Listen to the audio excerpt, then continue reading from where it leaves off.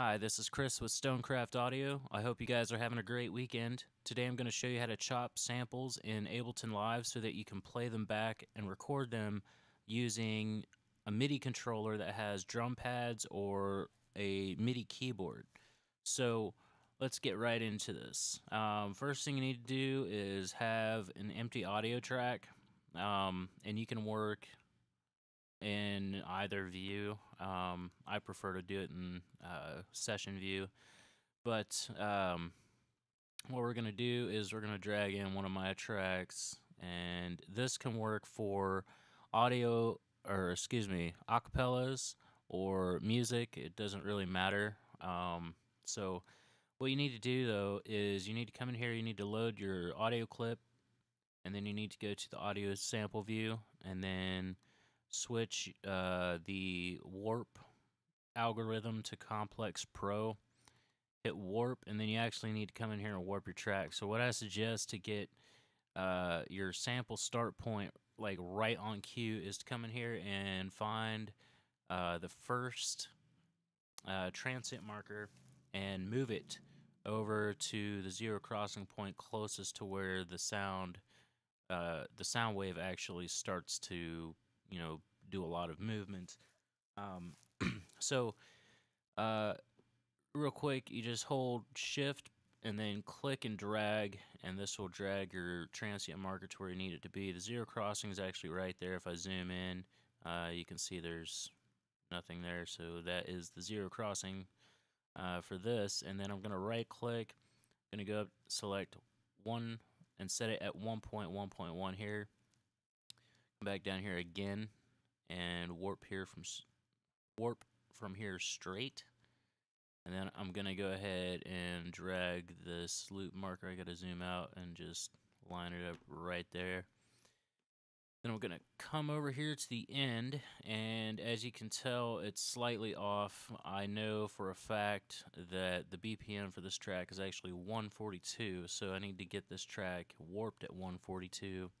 So all that requires me to do is come in here, and as you can tell, it's just a little off. So I'll just pull it like that. Boom, 142, and then I'll double click, and that's that. So I'm done warping now.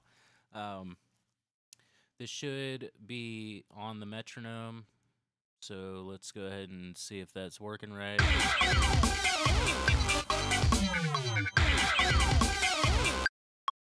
Okay, so it is. So now, now that it's warped, all you need to do is right click, and you'll have an option up here, slice to new MIDI track. Go ahead and hit that, and it's going to give you some options. I just kind of stick with the built-in slicing preset. There is a way to make your own, but I'm not really going to cover that in this tutorial. However, I will point out that so the audio track that you're doing this for, this is going to measure it, and you can set it to slice at any particular point here. So let's say if I did 30-second notes, this is what it's going to do. It's automatically analyzing my clip as being 203.5 bars long. And if I sliced it at 30-second notes, it would result in 1,629 slices. But a MIDI track can hold no more than 128 slices. And this is because when it does this, it's going to a drum rack in Ableton, which only has 128 sample spots. So you'll need to, adjust until it says, boom, until it doesn't tell you can't do it. So at 102 slices, I can do that. So I can do half notes, I can do bars, transients, not so much. Obviously, it's explaining why right there, but I'm just going to do half notes, and then we'll hit OK. And as you can tell, it's building up a drum rack. It's building up a drum rack, and it's done. So now, if we have a MIDI controller hooked up, so we'll go to Preferences, and we'll go to MIDI Sync, and right here on the control surface, I have my Launch Key 49, Novation Launch Key 49 keyboard. um, plugged in, and it's acting as a control surface. It's some of the options I have available, but I just need to make sure that my MIDI track is on and my MIDI remote is on. This is because of the functionality that I have my keyboard set to. However, if it's working properly, you'll be able to play the keys and it'll play each one of these pads all up along here, and you just change the octave to move this around.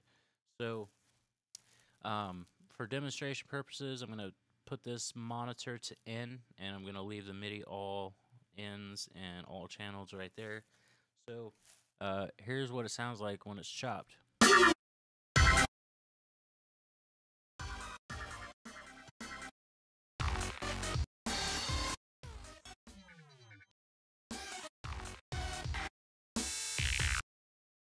So now I could go in here and actually record. If I record enabled, I could record a new performance. So I'll do that right now.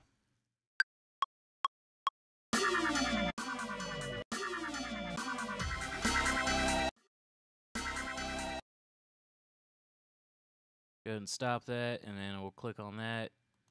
And as you can tell, let's see, where are they? There they are. Okay, so yeah, now I can just play it back.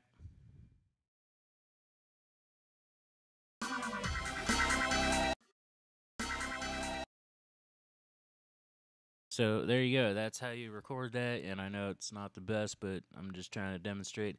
Anyway, that's how you do that. So I hope this helps streamline your music production and DJ workflow. By the way, you can do this during DJ sets. So you don't even need these clips. You can just delete those and have that set to N and play it live. So again, I hope this helps streamline your music production and DJ workflow.